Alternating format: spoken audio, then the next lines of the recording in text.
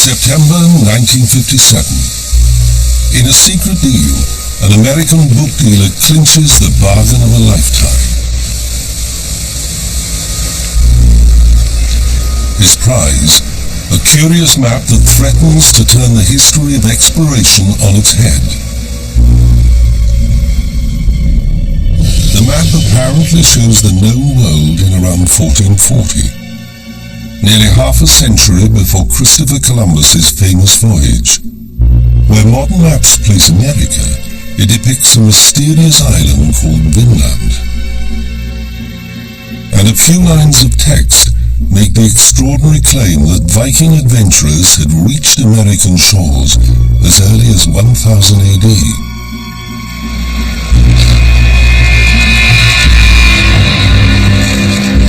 Had the Vikings really discovered the New World 500 years before Columbus? Could their knowledge, passed down to later map makers, have even told Columbus where he was going?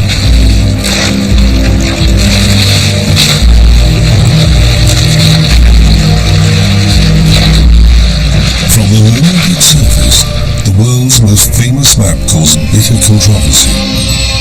Some historians denounced it as a fake.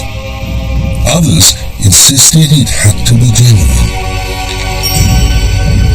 Scientists have subjected the map to an exhaustive series of forensic tests, but even they are sharply divided. If it's a fake, it was done by a master of forgery. I cannot believe that any person at that time can have had the knowledge and the tools, the skills, to carry off a forgery of that quality. We can see no option but the fact that this must be a forgery, a modern 20th century forgery. It's too complicated. It's too beautiful. I think it's real.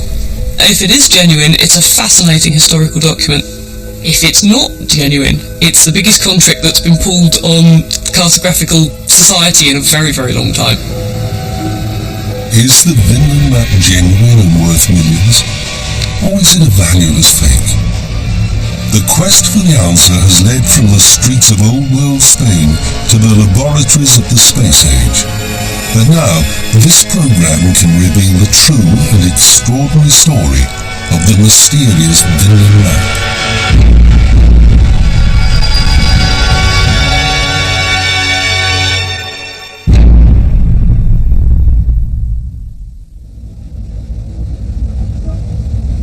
The Vinland map is now owned by Yale, one of America's grandest universities. Once, it was proudly displayed in the showpiece Beinecke Library, the most valuable map in the world. But today, it's an embarrassment, locked away in the vaults.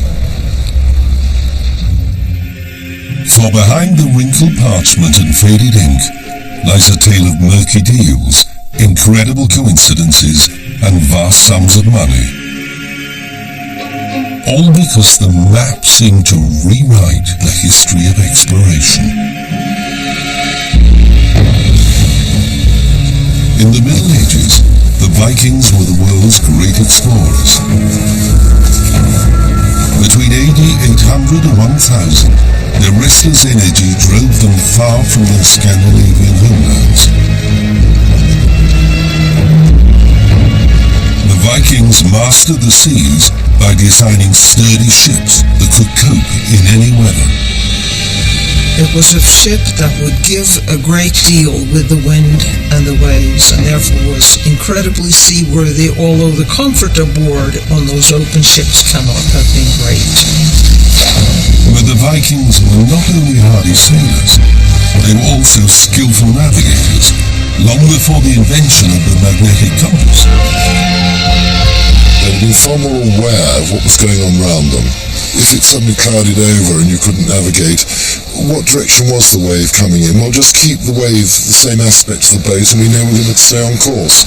Whereas we link up to a satellite to know where we are, they would use all these natural things around them to say, look, I'm about here.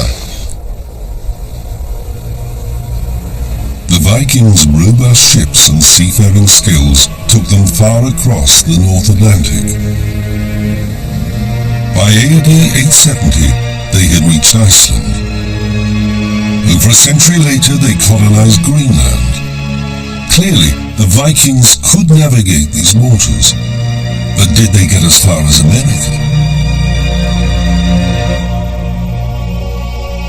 13th century chronicles of Viking history describe the discovery of Vinland, far to the west of Greenland. They are called the Vinland Sagas. The word saga means telling, oral tales. And they were stories that were passed down for the edification of the next generation. Some of them were for entertainment more than anything. The sagas claim that Vinland was discovered by a Viking called Leif Erikson, who named it after the wild vines he found growing there. But for centuries, many scholars dismissed the Vinland sagas as myths and legends. The sagas don't tell us enough to say exactly where Vinland began and ended, and the big dust-up has been how historically reliable are they.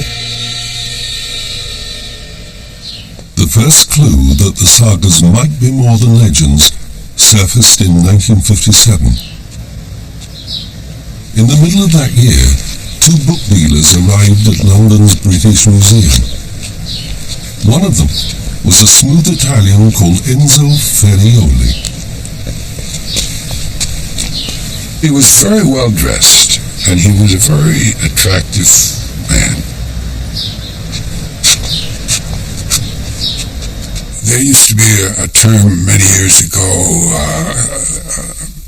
a chap with his characteristics was referred to as sort of a Latin lover, and I think Enzo Ferrioli fit into that. Ferrioli's charm masked a darker history. He was a fascist, who during the Spanish Civil War had fought with General Franco's troops.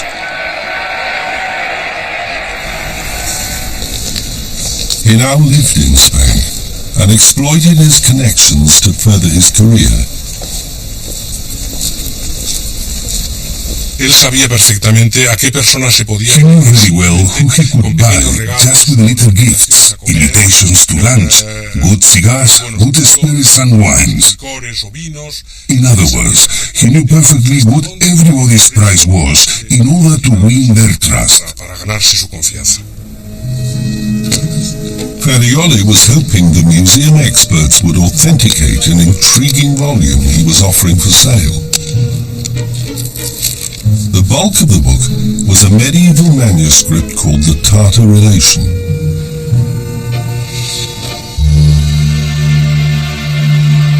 The Tartar Relation was an obscure account of a papal mission to the Far East by two Franciscan monks. Copied down in the 15th century, their story was bound together with a remarkable world map that appeared to illustrate it. To the west of Europe, it revealed a new world, one that until now had never been seen on a map. Most startling of all was the island in the Atlantic labelled Vinland. Here it was, in black and white.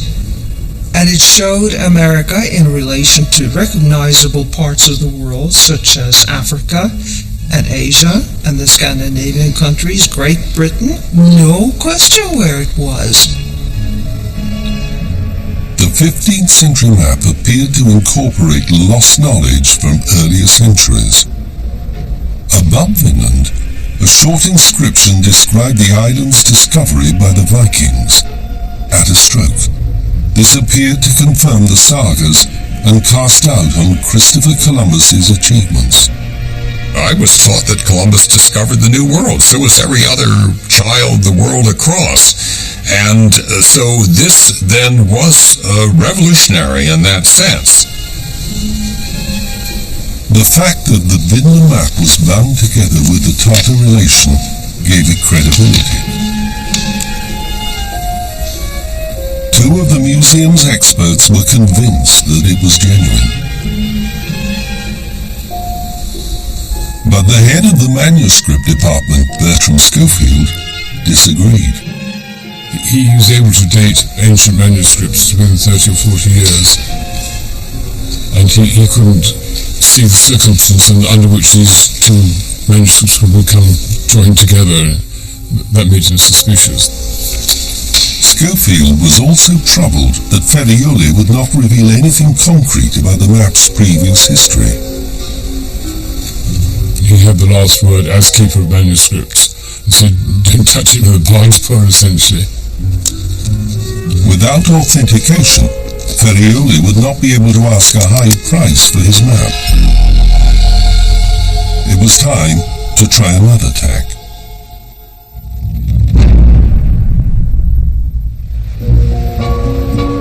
Geneva was one of the hubs of the European rare book trade.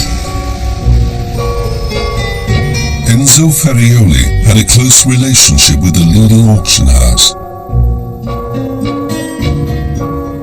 In the late 1950s, the firm of Nicholas Rausch held a series of auctions of books and manuscripts relating to the discovery of America. Many of the items were consigned by Ferrioli.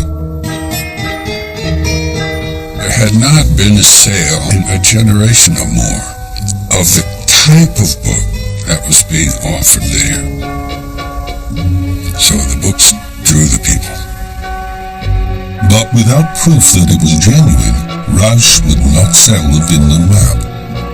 Instead, he introduced Ferrioli to an ambitious young American dealer, Lawrence Whitten. He was a linguist familiar with most Western European languages, and his catalog descriptions were erudite.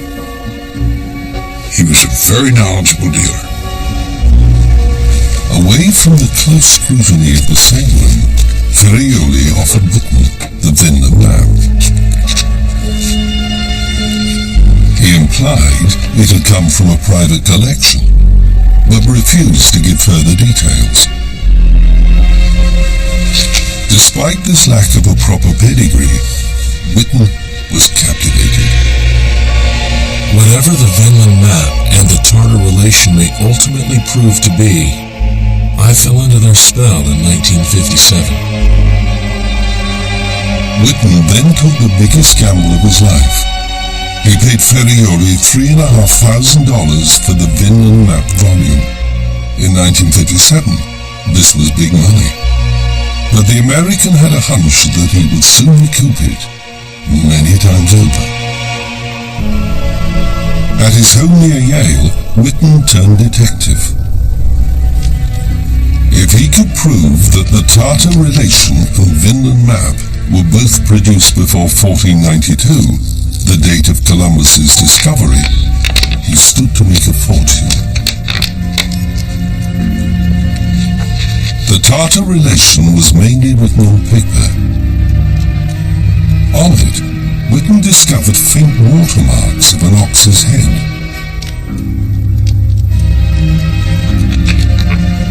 A reference book pinpointed when the paper had been made.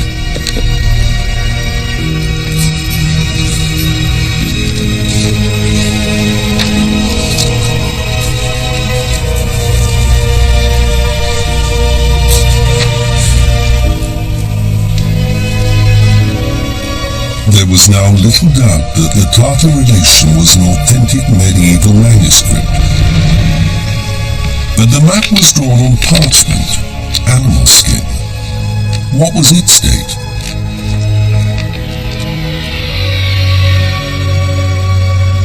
Parchment can be carbon dated, but only by destroying it. In 1995, a group of scientists were finally allowed to cut the smallest sliver from the map. Here was this thing worth many millions of dollars. It was horribly nervous. I was a nervous wreck during the time the thing was going on.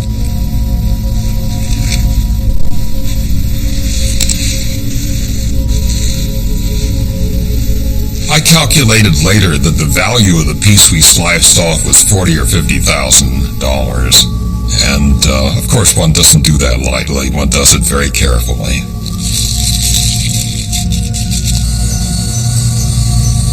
Carbon-14 dating can often only provide a very approximate date for an object.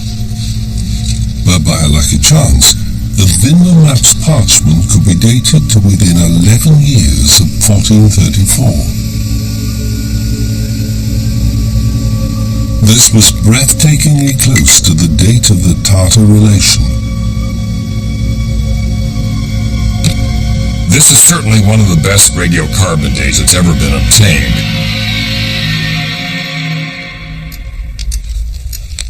In the 1950s, Lawrence Whitten had no scientific means of dating the Vinland map. So he tried to prove it had always been bound together with the authentic Tartar relation by examining the damage left by bookworms.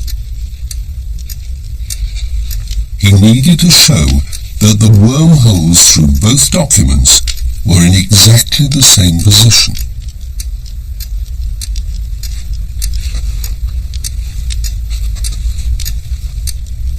But try as he might, Whitten could not make the holes line up.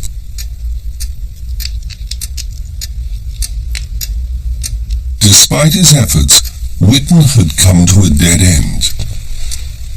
Yale offered to buy the Tartar relation, but not the map. A year was to pass before his fortunes were transformed by a quite remarkable coincidence.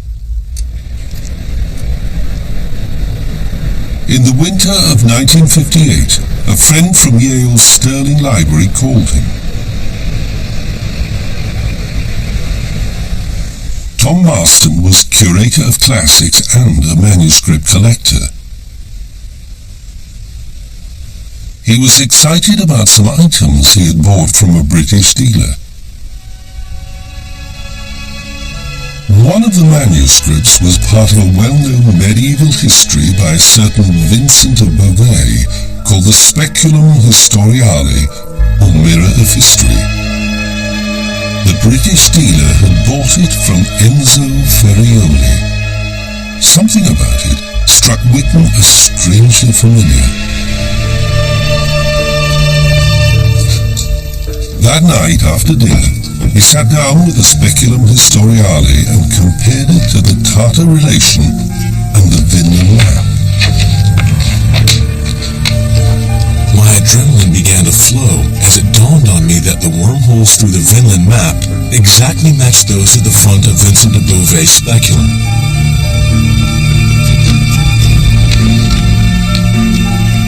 While the ones in the Tartar relation just as perfectly matched those at the end of the same volume.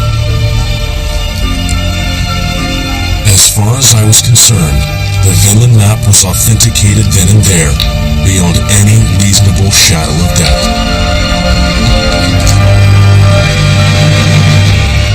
It now appeared that the Vinland map had once been part of a medieval volume containing two obviously genuine documents. The map was at the front of the volume, next came the Speculum Historiale, and finally the Tartar relation.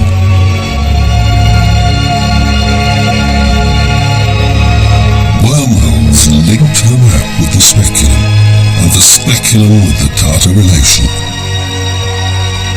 Whitten's gamble had paid off. As one scholar later put it, he had got the greatest bargain in all the world. Yale was now determined to own the Vinland map, whatever the cost. Alexander Vitor, the curator of the map collection, turned to one of the university's wealthiest and most generous alumni for help. Billionaire Paul Mellon was hooked by the idea that one map could radically rewrite America's history. The exact price he paid has never been revealed, but in return for hundreds of thousands of dollars, he made one crucial demand. Well, he wanted it to burst on the world and everybody would be thrilled and this would change all history. So my husband came back and said, "You've got to keep it a secret and not tell anybody about it because I'll be in great trouble with Mellon." Over 6 years, 3 scholars prepared a lavish book to promote the Vinland map as genuine. But Mellon's insistence on secrecy meant they could not sound out other experts who might have been more skeptical. Paul Sanger is an authority on medieval books. He believes that there was never a proper debate about the authenticity of the Vinland map. The normal reaction is to show it to as many learned people as possible in order to find the true extent of its significance. What's discomforting in this instance is that there seemed to have been an effort to control the group of people who are to be consulted with a sort of agenda in mind to validate its authenticity. By 1965, Yale was prepared to reveal its closely guarded secret to the world.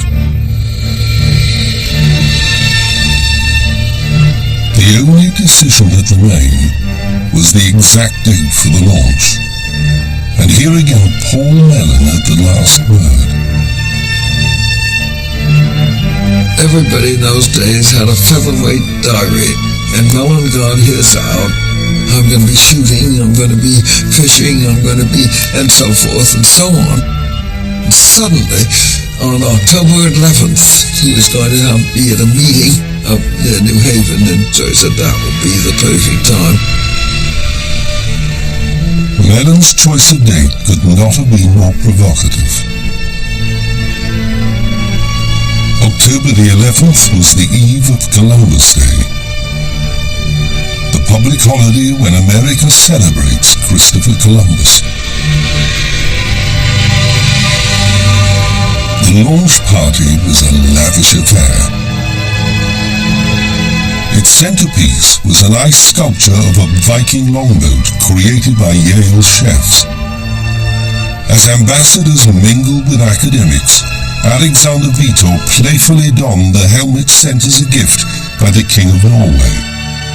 He had no inkling of the storm that was about to break. By casting doubts on Columbus's achievement, the Vinland map challenged many Americans' sense of their national identity. The 21 million Americans will resent this great soul to Columbus, especially released in a day that we're honoring him. Do you have any children? I have one boy, yes. You're going to send him to Yale? And never go to Yale. That would be the last university as far as I'm concerned. But amidst the controversy, a dramatic revelation appeared to vindicate Yale.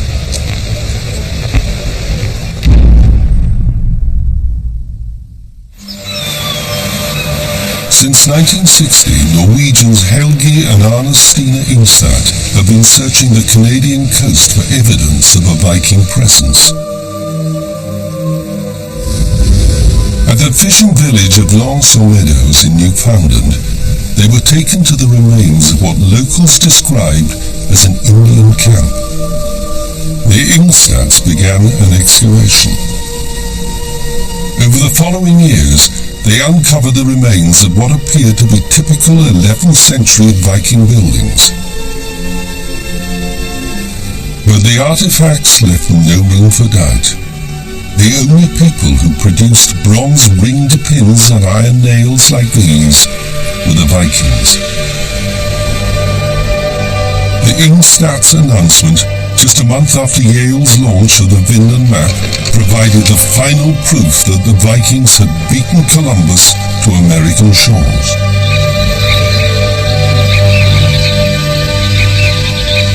But was the map itself genuine? Many scholars were not convinced. They argued that there was no evidence to suggest that Vikings ever used maps. They had their sailing knowledge in their heads, and they conceived of their world not in terms of drawing diagrams that other people could see. There is literally not a single map that shows any kind of cartographical drawings from the Norse in the Middle Ages. The doubters also suggested that Yale had ignored strange anomalies on the map. Why was the Vikings' own Scandinavian homeland drawn so crudely? And why was Greenland accurately portrayed as an island, even though it was not circumnavigated until the 20th century?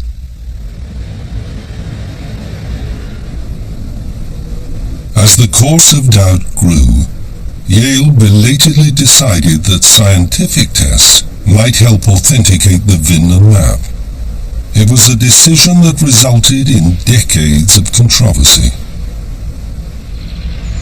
At New Year 1967, the map, the speculum and the Tartar relation were flown to London to the experts on ancient manuscripts. Most medieval inks absorb ultraviolet light and appear deep black, but the lines on the Vinland map fluoresced. There was clearly something very odd about his ink. But what? Yale now called in the Chicago firm of McCrone Associates. Dr. Walter McCrone was famous for his forensic skill with the microscope. Under low magnification, McCrone's team found that the lines on the map seemed to be composed of two different types of ink.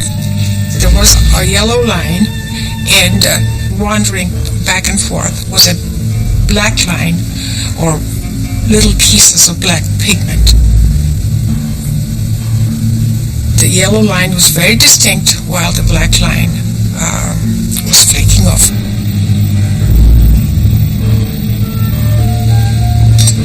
McCrone asked Anna Tutsoff to lift tiny samples of the ink for analysis.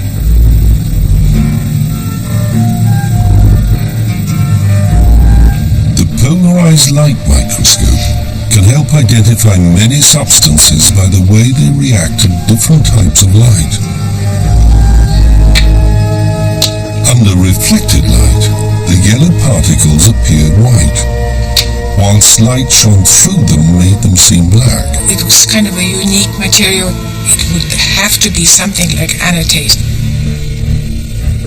Anatase is a form of titanium dioxide that occurs naturally as a mineral ore.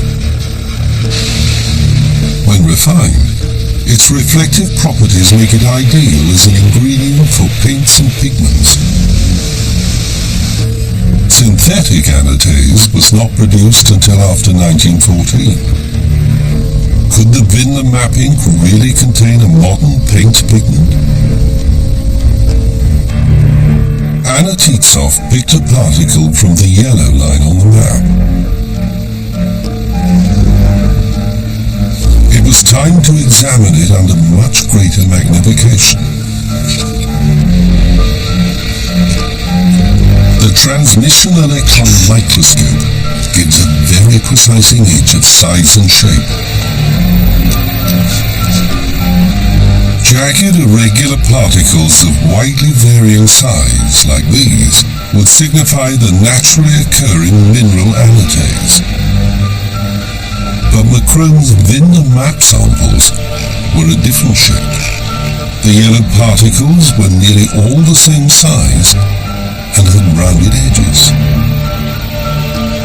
That indicated that the ink must contain synthetic anatase. We knew from then on that we weren't dealing with an ancient map. It was a modern ink. Yale was shocked and embarrassed by McCrone's revelations. A spokesman now admitted the famous Vinland map may be a forgery, and the scientific debate focused squarely on its ink.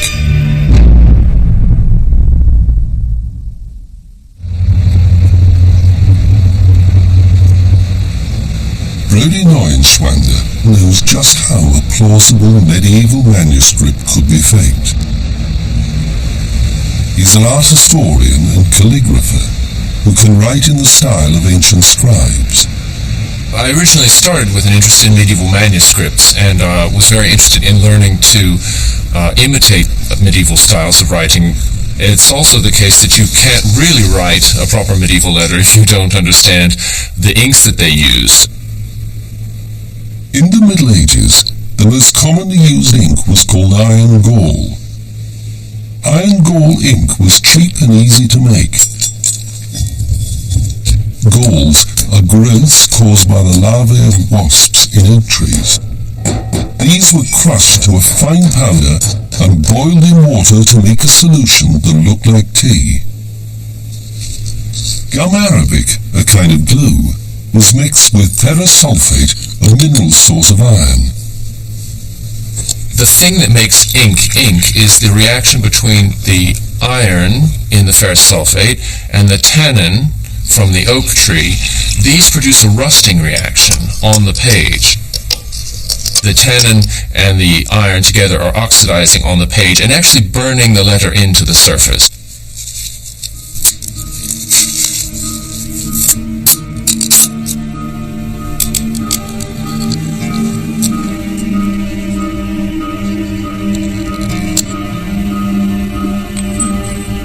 Over time, iron gall ink changes in color. The strokes of the pen will leave a grayish mark, and within an hour or two that will blacken, and within the next year or two it will blacken completely, but within the next century or two it will start to go brown. Many medieval manuscripts have been stained brown by iron gall corrosion. But Walter McCrone had proved that the Vinland map's ink was not iron gall. His theory was that a forger had tried to simulate the browning effect, but would McCrone's results stand the test of time? Since the late 1970s, a team at the University of California, headed by Professor Tom Cahill, had been using atomic technology to identify the elements in ancient inks. Cahill wondered if his technique could shed light on the Vinland map.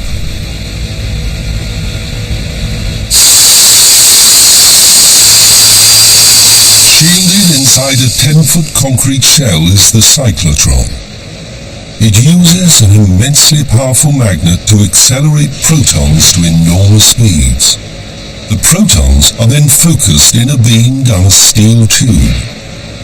When the beam strikes an object, it generates a unique signature that measures the amount of each element that is present. The sensitivity is very great. In principle, we can see down to thousandths of a millionth of a gram of material. Over 2 days in 1985, Cahill's team took over 150 readings from the whole of the Vinland map. Location 28, ink, Vinlandia. Start. First they analyzed sections containing both ink lines and parchment. Beam on. Then they measured blank parchment nearby. Beam off. Subtracting the two results produced a list of elements in the map's ink. Walter McCrone had reported large concentrations of titanium, but Cahill was astonished to find hardly any. Now, McCrone had assumed that the yellowish-brown in color was caused by anatase, which is titanium dioxide. If there's no titanium, there's no anatase. Therefore, the yellow-brown color could not be caused by the anatase, which he had inferred. Cahill now argued that McCrone had either been selective in his choice of particles, might have been contaminated by flakes of modern paint falling from a ceiling. A small amount of material like that on the map could have been picked up as a crystal, then analyzed and looked like modern paint. It might have been modern paint. But Anna Tutsoff is adamant that her samples came directly from the ink lines on the map. A lot of the particles were still attached to tiny little fragments of parchment. They were directly glued onto the parchment. Cahill's results reopened the possibility that the Vinland map might be genuine after all. Yet he also confirmed that its ink was very different from that of the Tartar Relation and Speculum Historiale, both of which were written in iron gall. I was worried a little bit about the differences of the inks, but our manuscript people said that when people did maps, they didn't use a much finer ink than they did, let's say, for just writing text. So the point was they would normally use a more fluid ink on a map than normally on a text. Rudi Neuenschwander disagrees. Iron gall would have been the perfect ink for a medieval scribe to use on a map. The fine lines that you can make with iron gall ink are just about the finest that any ink will give you. You can write a whole line without dipping your pen again, and that's really very useful for the scribe. So the big questions remained. Why didn't whoever drew the Vinland map use the obvious ink? And what was the yellowish pigment that McCrone had identified? The ink is the correct brown for a centuries-old map, and exactly how the writer achieved that seems to be a little bit of a puzzle. Could a new scientific technique resolve the debate about the ink once and for all?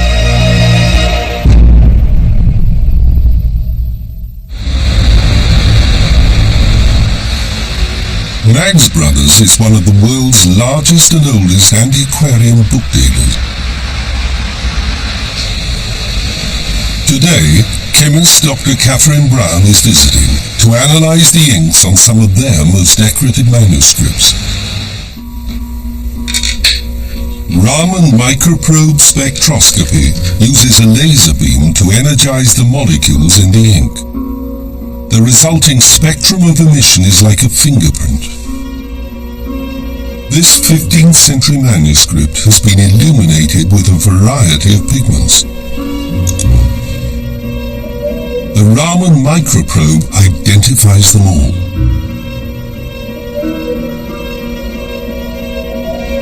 Red is vermilion,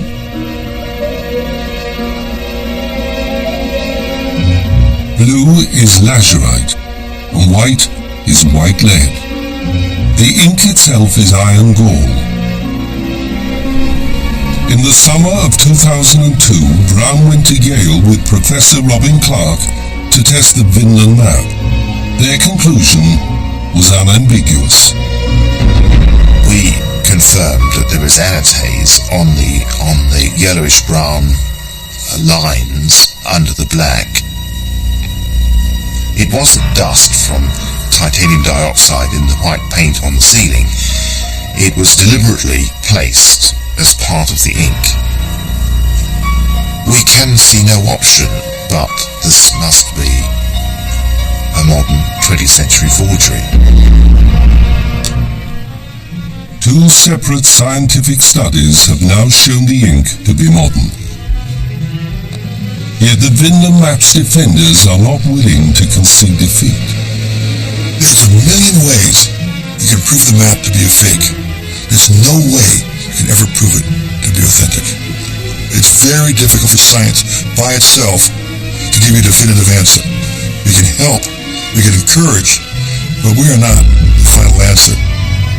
Although science by itself cannot be conclusive, this film has uncovered new details about the Vinland map's shadowy history that reveal it to be a cunning confidence trick.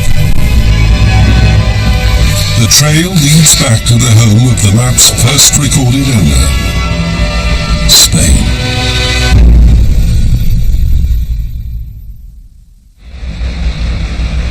The Cathedral of La Salle in the city of Saragossa contains one of Spain's greatest libraries.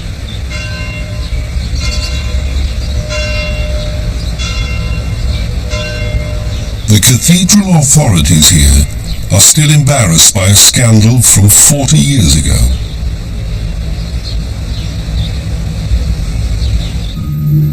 In 1957, a scholar noticed that manuscripts he had previously consulted had disappeared. An investigation revealed that over 100 priceless texts had gone missing. The police were called in and swiftly arrested their prime suspect, Enzo Ferrioli. At a special tribunal, the prosecution claimed that Ferrioli had charmed the librarians. They had allowed him to roam at will through their collection. Parece que Ferraioli... Apparently, Ferraioli took away the books very slowly. Algunos pidiéndolas prestadas. Some he would borrow and wouldn't return. Y no devolviéndolas. Pero otras... But other books he would smuggle away hidden in newspapers, in a bag or a briefcase. Y luego, claro, el sistema... And then, of course, the perfect system was to destroy the record cards, so nobody could ask for these books. Por lo tanto, nadie podía preguntar. The answer from the archivist was, these books are not here because they don't appear in the index. Están en el fichero. Ferrioli was convicted of theft and sentenced to 8 years and a day. But he was released early due to ill health. No one knows if the Tartar relation and Speculum Historiale were amongst the documents stolen from Saragossa. But a new witness has come forward to reveal that the Vinland map's only link to these genuine manuscripts was brought about by Enzo Ferrioli as part of a cunning confidence trick. Diego Gomez Flores is a retired rare book dealer. He was born in France but emigrated to Spain after the war, where he married. Gomez first met Enzo Ferrioli in Barcelona in the early 1950s and regarded him as something of a show-off. I thought straight away that he couldn't keep quiet. He loved having spectators. Le spectateur, well. Gomez remembers a day in 1955 or 1956 when Ferrioli gave him a lift in his distinctive Fiat Topolino. The Italian bragged that he had obtained the manuscript of the Tartar relation and bound it together with a map to increase its value. Had folded it and placed it in a binding. In order to pass it off as authentic, the map had to be bound in. So it was the form in which they were able to sell the book, as if the map was part of the book.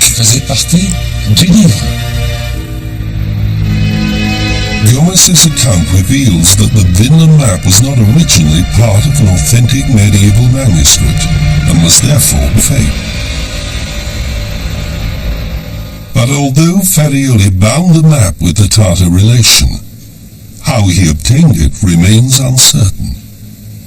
So who might the forger have been? After 10 years of research, historian Kirsten Siever has proposed an intriguing suspect. Joseph Fischer, an Austrian Jesuit.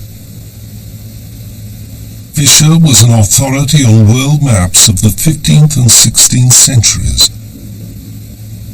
Siever says she has compelling circumstantial evidence to link him to the forgery. Father Fischer certainly had a fondness for discovering maps that showed the first of something. He discovered the first map with the name America.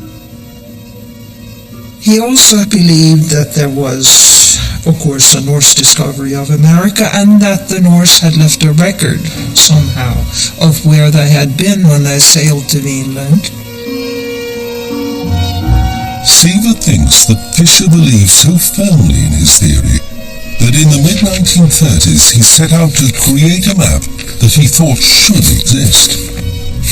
He would not have looked upon it as falsifying the cartographic record. I also doubt very much that he made the map deliberately for others to see. I think it was essentially a private exercise. Siva reasons that all Father Fisher would have needed was some basic equipment and materials. She thinks he used blank medieval parchment taken from the Speculum Historiale, a copy of which was provided to him by a Swiss auction house. Siva believes that Fisher mixed black India ink with yellow ink to make it look older.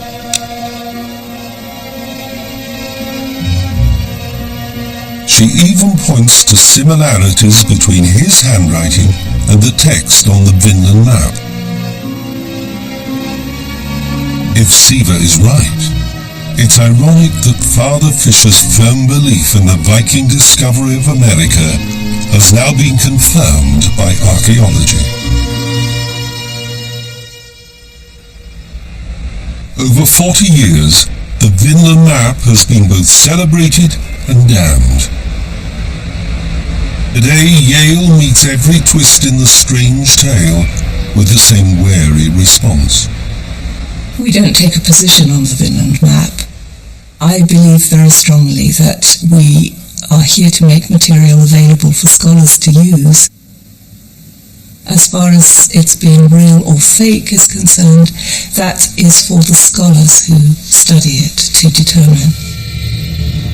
And those scholars are still arguing as vigorously as ever. On the internet, the Vinland map is still discussed as though it was a life and death matter.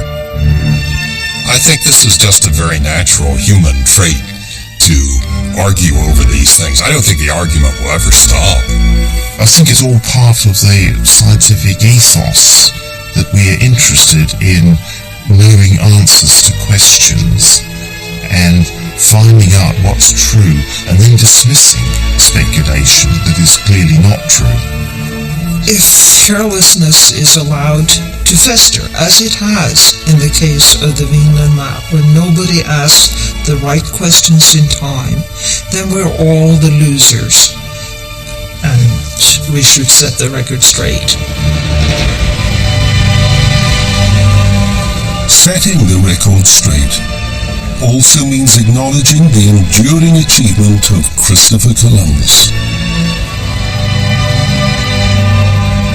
He may have been beaten to America, but Columbus was the man who linked the old world forever to the new, and without a Viking map to guide him,